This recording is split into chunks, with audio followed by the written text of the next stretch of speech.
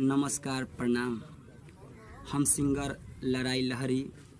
बहुत खुशी के बात बा कि अभी हम लाइव अजय अनाड़ी ऑफिशियल से आइल बानी।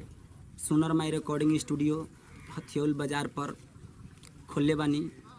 और लोग से गुजारिश बा कि हमारे स्टूडियो में एक बार आके गाना गाई, ऑडियो वीडियो एक बार आके गाई। और जहाँ तक हमार यह विनती बार और लोग से कि एक बार आके गाई।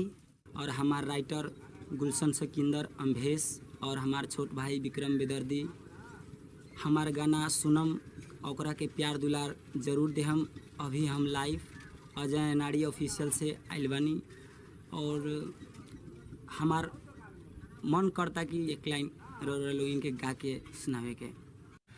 अतना सुनर बनावल ए कुम्हरू, काहे न डलल परानावा।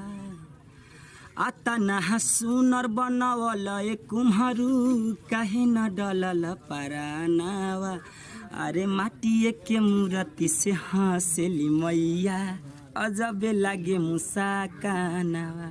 जे सब हमरा के देख रहल छी और जौन सब हमरा के चिन्हतानी और जौन सब नइखी चिन्हत, सबसे हमार विनती बा कि हमार वीडियो के और अजय अनाड़ी ऑफिशियल के लाइक करी, शेयर करी, सब्सक्राइब करी और बेल घंटी दबावे के।